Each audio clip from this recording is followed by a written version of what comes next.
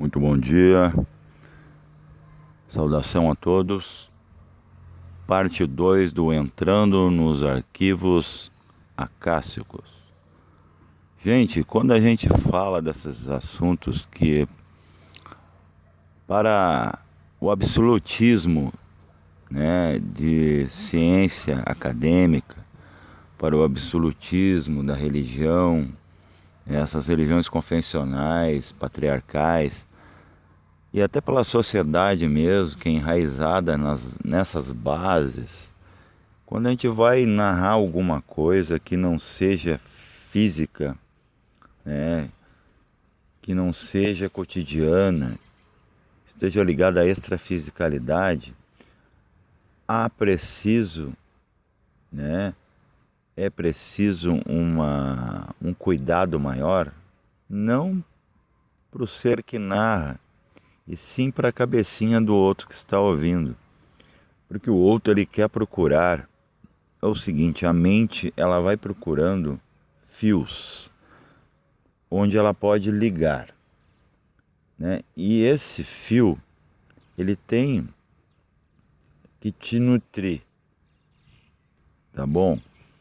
É como se ela fosse assim, uma criança interesseira. Ela está procurando o que tem para ela, para as suas brincadeiras, né? Vai pedir para o papai, me dê aquilo, aquele outro. Então a mente, ela é, vamos dizer, a pedra, né, de tropeço. Por isso ela está no meio. E ela deveria ser ponte, né? É uma ponte destroçada.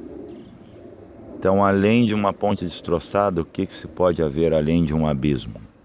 Por isso que existe um ditado gnóstico que dizia que tinha um leão numa ponta, no lado direito, de um abismo e um ser humano.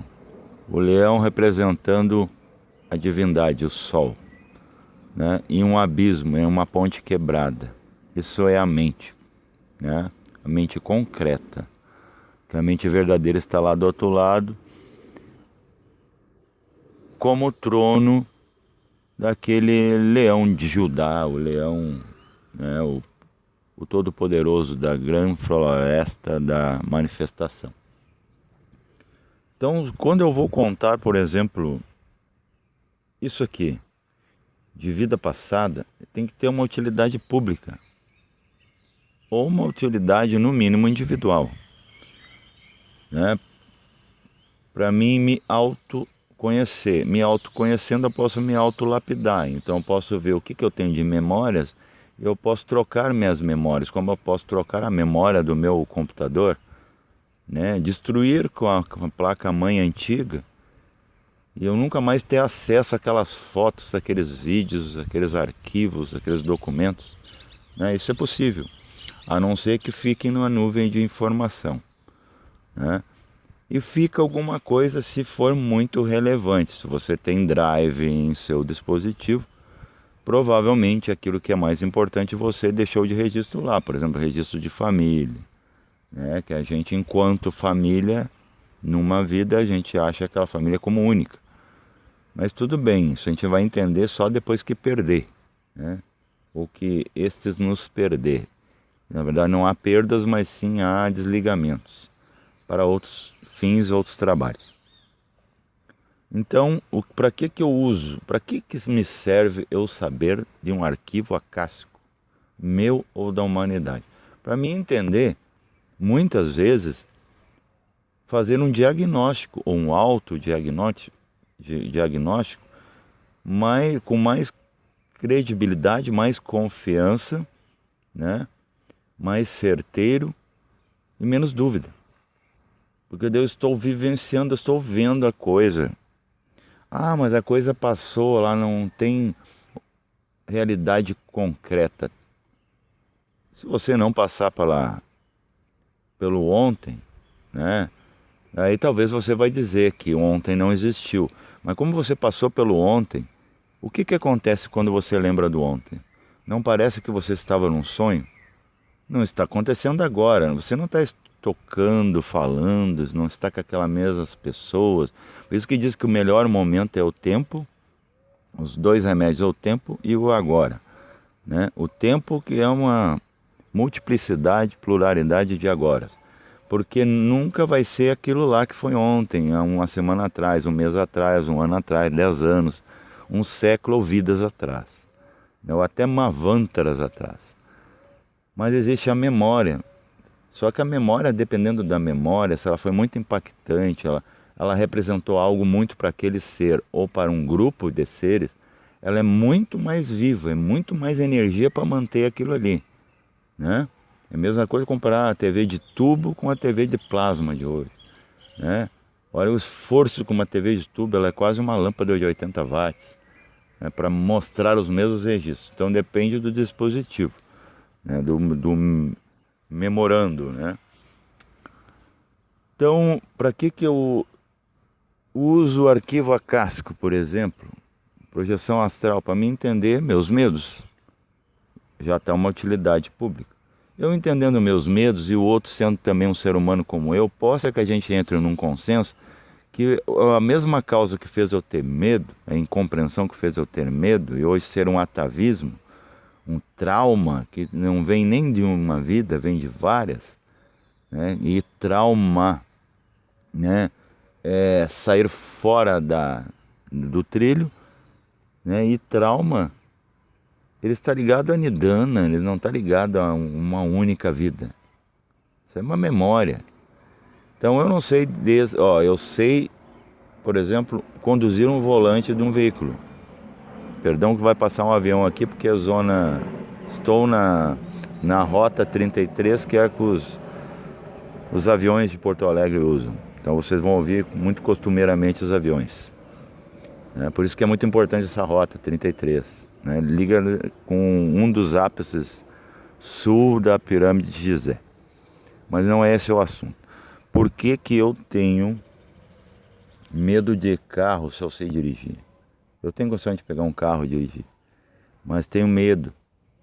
Assim, não é um medo, é até um terror. Eu não gosto. Não gosto muito, no plano físico, estar em lugares altos, né? Me aconteceu um evento com, vejam bem, uma personalidade muito parecida com a narrada no outro.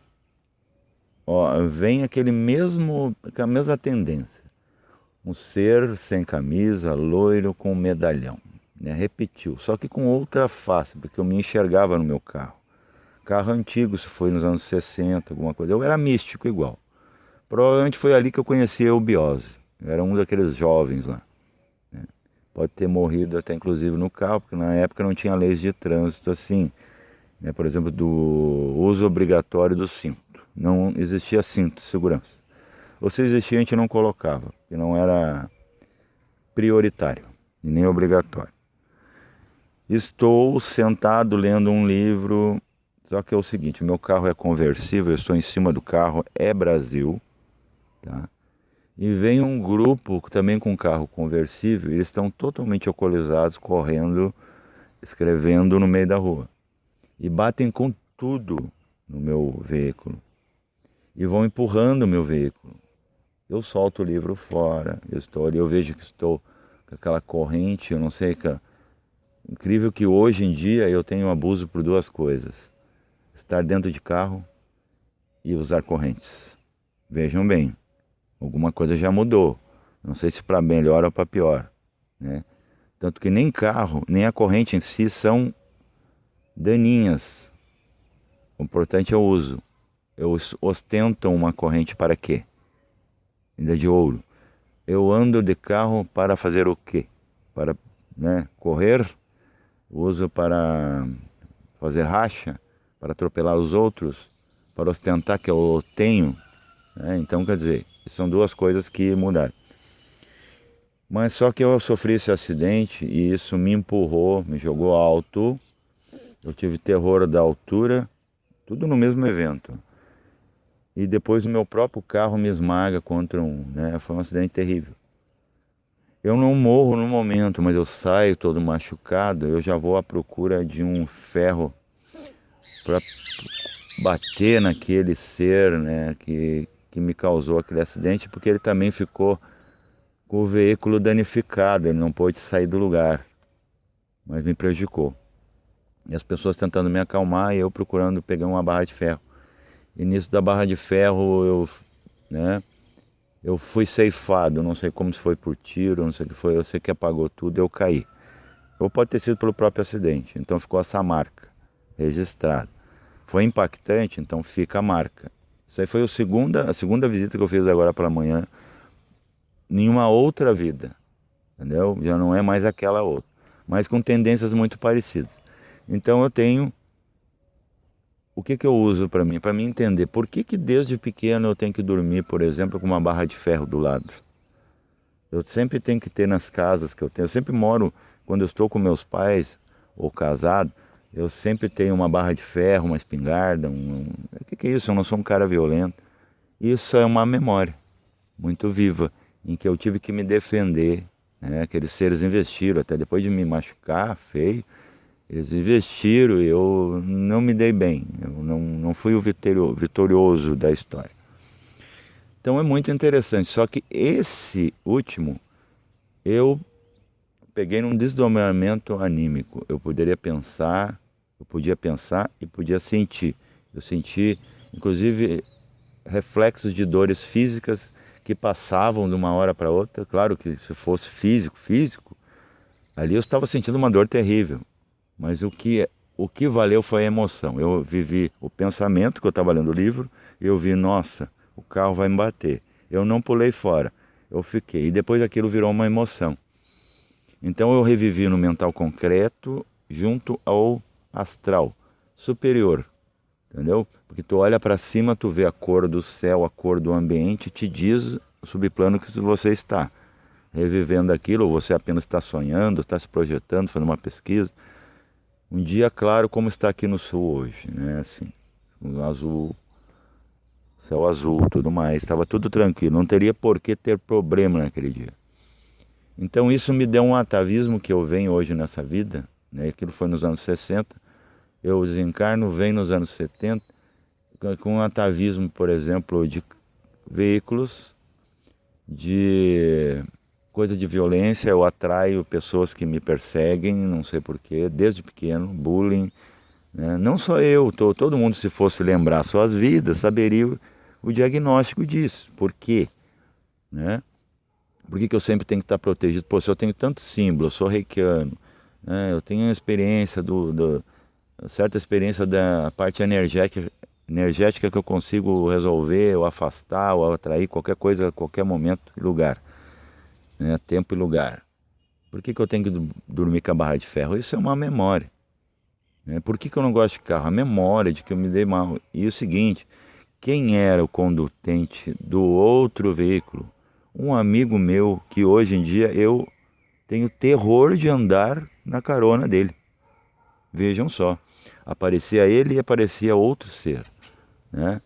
Que daí ali já é um desdobramento anímico, já vai mostrar algo do causal misturado com, né? Porque o astral por baixo, na menor A, está ligado ao causal, então tem memórias de emoção, tem memórias no meio de pensamentos e a memória em si, o registro. Então você misturou tudo, ficou um desdobramento anímico. Desdobramento anímico, na verdade, não é apenas emoção e mente, é emoção, mente e causa. Né? Três coisas junto. Você vê o ambiente espacial com o que está acontecendo, que está ligado a você, entendeu? E uma coisa não se mistura com outra, são coisas distintas sem se confundir. Ou quer dizer, coisas juntas sem se confundir, na verdade. Né? Então, achei muito interessante que é uma forma de diagnóstico, e o dia que a gente acessar com mais frequência esses arquivos, os divãs, né, serão fechados, porque não vai adiantar mais a alopatia, porque tu mesmo vai resolver. A ciência convencional vai ter que virar ciência holística, a religião vai ter que se unir ao holismo, né? Vai acabar qualquer religião convencional absolutista. Então, absolutismo por terra. Então, as pessoas cuidam muito, até quando vão hipnotizar. Sabe que o hipnotizador, quando ele vai te hipnotizar e te diz que supostamente você está entrando nesses arquivos, na verdade está te colocando no astral, né? E se não estiver colocando no astral, se for um pouco mais sério, ele te coloca no causal, contato, né? Não é que ele te coloca, ele coloca tudo em uma frequência, numa frequência que se conecta com aquela frequência daquela loca, daquele dial, daquele rádio.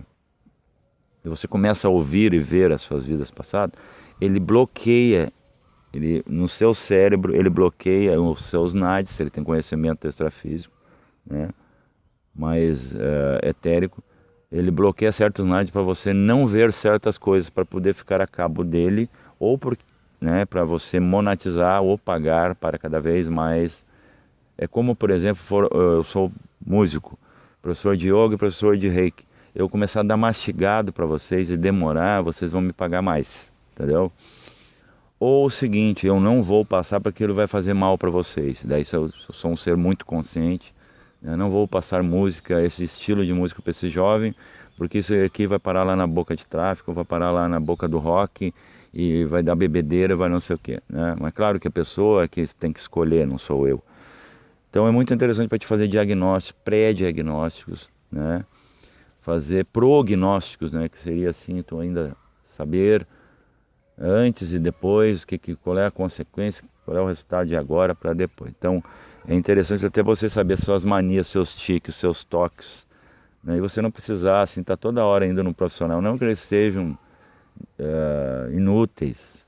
Claro que vai ter coisa que você vai precisar de alopatia, de tratamento, né? Porque daí já agravou o físico, mas enquanto não agravou, aproveitem seus mecanismos naturais que a divindade deixou, né, nesse projeto chamado homem, e encontrem a causa dos seus problemas, né, dos seus sofreres, que talvez seja menor do que você pensa, e dá para resolver, né? Quando você descobre, dá para resolver. Quando o outro descobre, é bem difícil, porque o outro está vivendo um outro, apesar de ser uma coisa só no final.